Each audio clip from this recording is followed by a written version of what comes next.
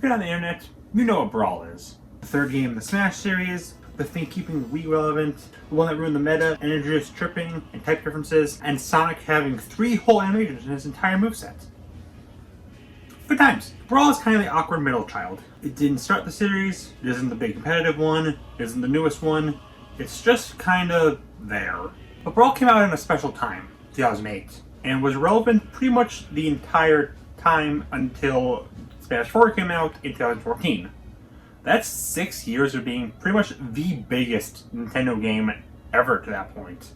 And since it's a crossover, it's the biggest crossover ever for the longest time. This is also the internet's heyday, pretty much. Obviously, the internet existed before 2008, and more obviously existed after, since you're watching this. But this was kind of the peak of the internet, I feel. And Brawl was in the center of it. Whether it's fan games, animations, webcomics, fanfics, or anything else, Brawl was the target. I grew up in this time. I never realized how much this period and Brawl meant to me, and how much it influenced my future. So I want to look back at all these weird fan projects and anything else related to Brawl's impact on the internet. Consider this the end to my nostalgia trilogy I guess I made. So grab your controllers and make sure no one's picking Meta Knight. This is the look at Brawl's internet legacy. I think it makes sense to talk about my thoughts on Brawl before we get to its impact on the internet. I'll go over the basics, you know it. Brawl is game. Game has characters. Press button for a character to do thing. I sunk so much time in this game. It might be the most time I've ever put into a game. The subspace estimator was a big selling point of it. A big story where you can play as all the characters fighting this new force. When I was younger, I loved subspace. It was like fan fiction brought to life. Looking back, it's kind of mediocre. There's a lot of good. The cutscenes are very high quality. I like the way they mix fighting and platforming. Most boss fights are fun, and so on. With that said, there's also the super long maze section, Taboo coming right the frick out of nowhere, and this garbage. Also, I really hate how the story just kind of stops. Twice, actually. It seems like some of the characters are going to have arcs, but after Taboo does this big wave thing, only 6 characters then become relevant. It especially sucks for Ness and Lucas. They built up how sad Lucas is that Ness got kidnapped, and how he sticks around and grows a friendship with Red, but still looks for Ness, but they just never reunite. Especially strange since Ness is one of the last survivors. But I still enjoy Subspace. The mediocre moments are balanced out by the great ones. Like seeing Mario just run up to murder Link in the face. The Falcon Punch. Meta Ridley's sudden appearance after he's previously defeated. This random enemy in the halberd that never appears in the rest of the game. Rob's surprisingly sad story. Dee saving the whole day. And as out of nowhere as it is, Sonic stopping Taboo's second attack. You can't talk about Brawl without mentioning Meta Knight. He's the single most broken character of all time. He's fast, has basically infinite recovery, has no end lag at all. He's basically a melee character that found his way into Brawl. He is extremely scary. When it comes to mains, as a kid I mained Sonic and Lucario. I was apparently furry and hiding. But going back to it, both are fun, but Sonic I realized is just every single attack is the same. And Lucario, well I still like Lucario. But my new favorites are Deity and Pokemon Trainer, specifically Ivysaur. It's actually kind of funny looking back at how few characters I had experience with before this game. These were the characters I knew and didn't know. And even then, I was only vaguely familiar with Link and Zelda. This really was a domino that set me up becoming an epic gamer. So yeah, worst game. Let's move on to the nonsense that spawned from it. It makes sense to start small, so here is one of the most normal, in giant air quotes, pieces of Brawl's legacy: mods. The Wii is the single easiest thing to mod. Something 3DS joke. My mom needs me to help set up the printer, but I'm pretty sure she could mod the Wii. With that said, Brawl is hands down the single most modded game in existence, and it's still getting mods. Seriously, think of a character and there's a mod of it. Some are reskins, and some are full-blown characters. And there's some recent ones. There's a Thanos mod, for example. Yeah, Thanos has existed for decades, but he didn't gain massive popularity in 2018, the same year Ultimate came out. Then, of course, Among Us. If it exists, there's an Among Us version of it. That's the rule. Well, that's small fry. Characters, skins, stages, that doesn't matter. What we need is a full game, and thankfully, there's a lot of those for Brawl. Most try to make the game more balanced. Balanced Brawl, Brawl Plus, Brawl Minus. Of course though, the one that stands out above all is Project M, the single most well-known mod or fan game ever made. It takes the fundamentals of Brawl, but makes it play more like Melee, while also adding a lot more cut Melee characters and a whole ton of new costumes. Objectively, looking only at the fighting side of the game, Melee is the best version of Brawl. No tripping, more characters, Virtual Boy Rob. When I was a kid, I didn't like the version of Brawl that got all the attention, was the one that didn't even play like Brawl. But objectively, at least from a competitive viewpoint, it's the best version of the game. Nintendo didn't think so though, as they've constantly screwed over any attempt at Project M becoming big, even disallowing people from saying Project M or PM on Miiverse, even in the context of things like Paper Mario. More like Project L, but those aren't the only fan games Smash got. As this was also the boom of engines like Flash and other things, there was a ton of Smash computer games. Sadly, a lot are unplayable now. Scratch, for example, had a ton of Smash likes, but since I'm not into bullying kids, I'll just skip past them. As for the big boys, I remember playing this one a lot, Super Smash X. It's a very simplistic, watered-down version of Smash, but it was fun for what it was. There's 8 characters. Player 1 could be Mario, Link, Mega Man X, or Purim from Kuro Trigger, while player 2 could be Goomba, Koopa, Sumo Brew, or Zero. Although there's just one level where you could play as a Twomp. This game is better than Ultimate. Yeah, there's not much here, but it was a fun time waster. Sonic Smash Bros. Is exactly what it sounds like. Smash Bros, but with Sonic. Except, not really. Again, it's very simplistic, and one attack will kind of blow up any character. But like Smash X, it was a fun time waster as a kid. The intro goes pretty hard too. There's a lot more, like Smash Crusade, one with Ouija, or Smash Land, which I imagined if Smash was on the Game Boy. But clearly, peak of Smash fan games is Smash Flash and its sequel. Mostly the sequel. Smash Flash 1 plays a lot like Sonic Smash actually. Floaty, focuses more on platforming than actual fighting, and of course, every attack doing 1 million damage. There was an exploit I remember of pressing Control and right during Classic Mode, so you wouldn't skip the whole level. It's a go-to method to unlock all the characters. Speaking of the roster, this is one of them alright. 7 Sonic characters, 2 of which are OCs, and 1 of which was Super Sonic.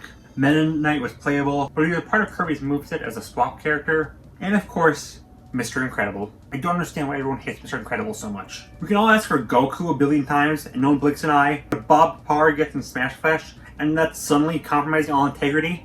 He was my main. Frick you. The sequel is basically perfect. It's good enough to be a real Smash game. It plays like a Smash game, it's got a ton of items and even Final Smashes, different modes, and a great selection of characters. It literally has Bandana D. I don't want to play with you anymore.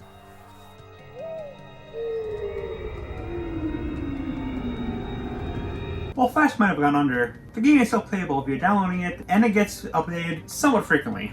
I can't recommend it enough. Written material can be split into 2 topics, fanfiction and webcomics. I want to focus on fanfiction because I don't have much to say about that, but I'll get to webcomics later. I never really read a lot of fanfiction, Smash or otherwise, so no recs here.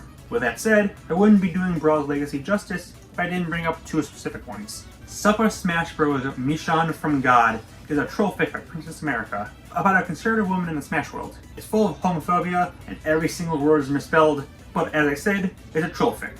It was made as a joke. I'm now going to randomly pick 3 sections of this fic to read aloud. Yeah, you're the hottest girl I've ever seen. I thought it was Master Chief from Hollow, but it wasn't. But I didn't know that, so I closed my eyes and mad out with a robot person. But when I opened them, it's not Master Chief, it's Samus Aran. Haha, I tricked you into thinking I was a dud, but I'm a girl, Samus said. Why do you do these? I like girls, I like guys, not... I like girls, I like guys, not girls, I'm Christian, I shooted. Because I'm a lesbian, Samus said. If I'm an antithesis, so I want to go to for being gay like me. I don't think I can finish. I don't think I can do it. Another one. Let's see. I can't. I'm liberal vegan now. I can only eat vegetables. Wero said. So Wero was lose, and it was a on and on fit between Samus and Marth. Give it up, Samus. You know liberals can't win. Never. By the power of Lord Santa, I shall banish you to subspace. Then a portal opened and sucked, period, math into subspace. The fit was over. The liberals have won. What did you do to my son, Snakes? Said when the match was over and Marth didn't come back. I can't be okay. That we're done. We're going back to the script. I can't read a third one. The other is Subspace Estimator's World Conquest. There's no need to draw this out.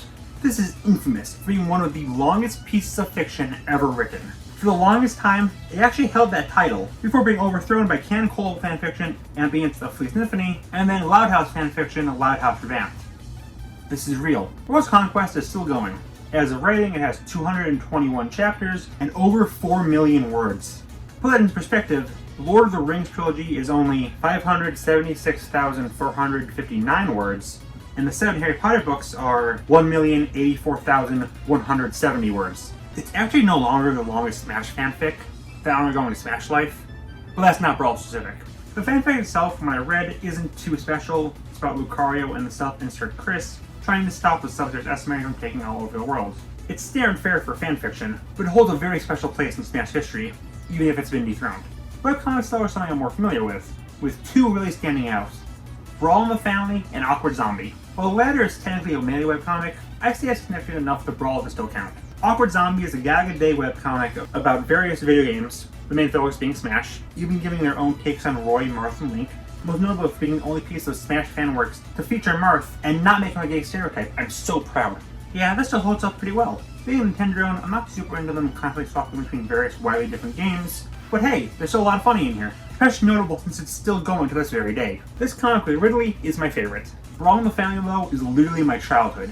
I've talked about it a bit and used a ton of comics as examples in my videos. The comic's also a gag a day strip, usually focusing on Kirby and Dedede, but every branch of Nintendo gets spotlights. I was obsessed with this thing. I read through it in its entirety millions of times. It shaped my headcanon for almost all these characters. Waluigi, kind of saved / ruined Waluigi. Before this, he was just kind of there. After this, he got an uptick of notoriety of becoming a mimetic cool person / perfect.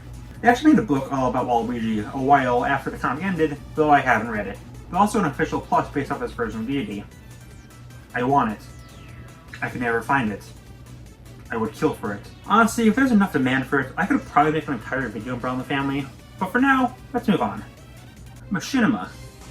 That's something I haven't heard of in a while. If you've never heard of it, it's basically stories or skits played out in video games. Most kindly definitely being Red vs. Blue, which uses Halo. Heck, you could argue this eventually turned into things like the Dream SMP. Outside of Minecraft and Halo though, Smash was easily the most popular, possibly even the most popular, leading to a whole bunch of Machinimas. I'll list a few popular ones and ones to remember.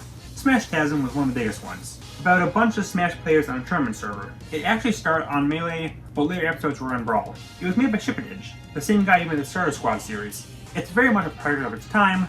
There's a lot of homophobia and ableism, and everything else you'd expect from an early internet. But it's kind of like Family Guy, where when they aren't trying to be extremely edgy, it can be pretty funny. Brawlgasm is sort of similar. Made by one guy mostly, Guitar Master X7. Now I regret this, looks back at it the same. But honestly, I enjoy my revisit of this much more than Smashgasm. It's around the same quality-wise though. Brawl Universe is one of the more interesting ones. It's about how after the Subspace Estimator, an invading army starts kidnapping characters, and the remaining fighters need to stop it. I like this one a bit more than the other two. It's pretty interesting, and I can count the individual pixels. So those are the big 3, but there are 3 more that I want to quickly bring up.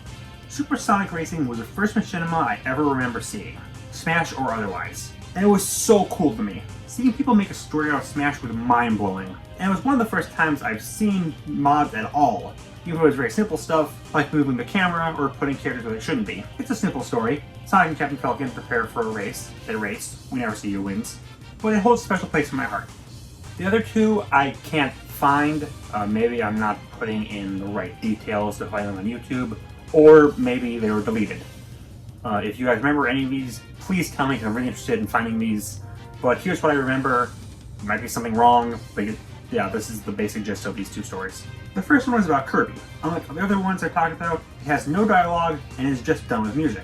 And the story basically is a bunch of Kirby hats interacting, with again and Kirby slowly killing them and taking over, ending with the real Kirby coming in and defeating him. It had a whole bunch of music to use, with one of the songs being the song from The Lion King after Simba beats Scar. I remember watching this a second time though, and that song being removed, likely a copyright strike. And this was during YouTube's slightly more forgiving era. With a wide variety of music was had, it's possible it was a victim of copyright infringement.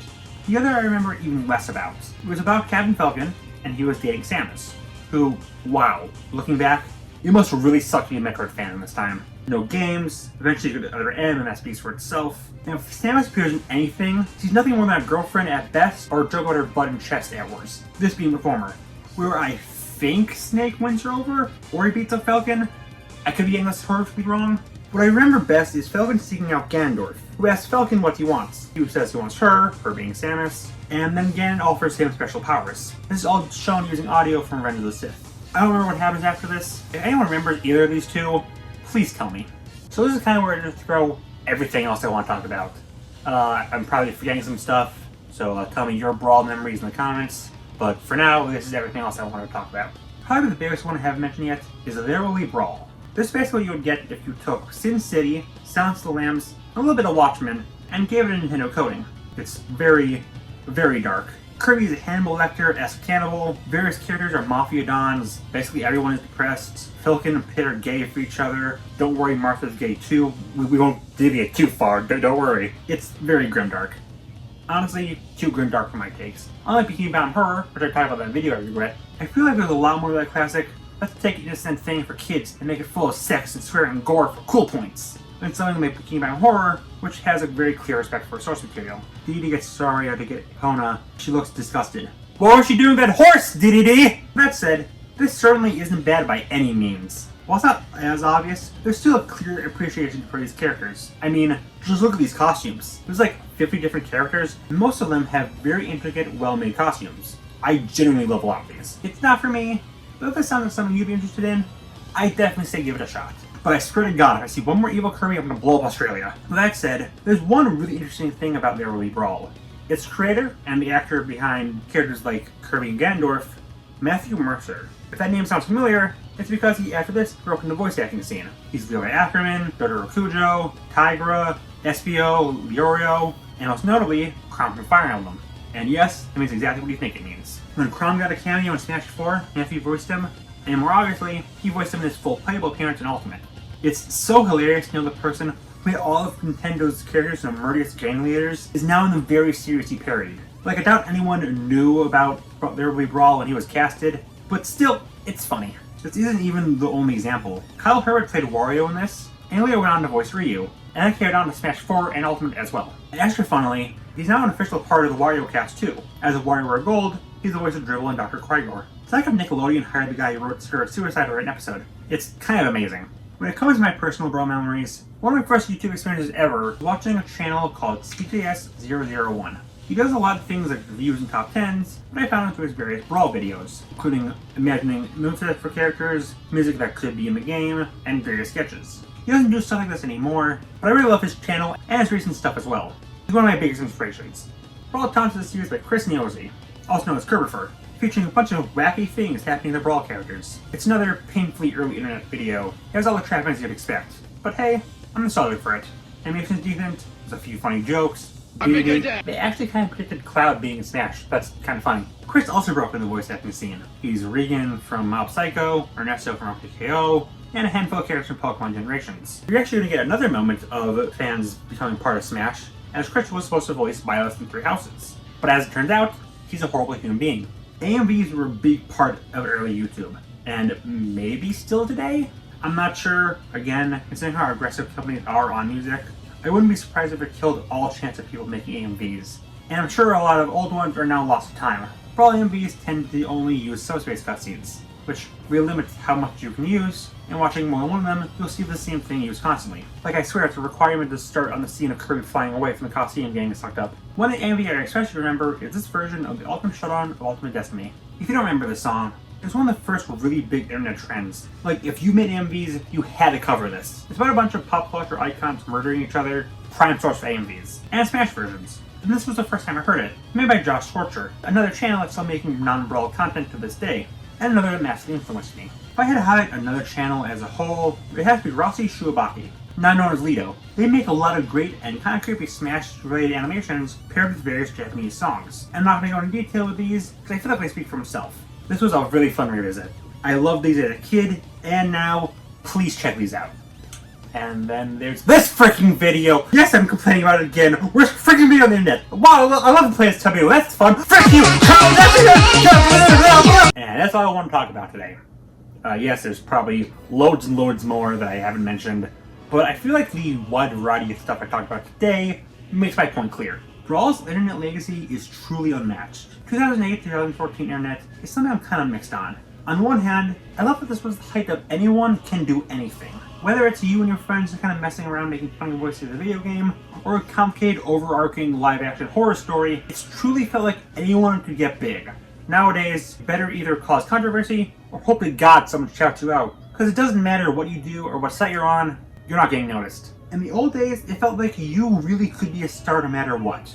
And it always felt special, especially seeing people who deserve the limelight getting it. That said, anyone who thinks YouTube was perfect back then is just lying to themselves. A lot of these things have aged very poorly. I tried to avoid it in this video, but a lot of the internet, especially in regards to video game parodies, were just trying to be edgy, so they just threw in random racism, sexism, ableism, and homophobia to get edgy boy points. It do be quite cringe, and again, clickbait. I don't know if it's just different times, or if we just exhausted all our creative juices, but Brawl really brought out the creativity in people. And despite the kind of mixed lineup we have here, I'm glad that this messed up, strange, Brawl-filled wonder I got to experience as a kid. Warping my brain, and I clearly shouldn't have seen a majority of these, but, frick you. Thanks for watching, I hope you have a great day, and...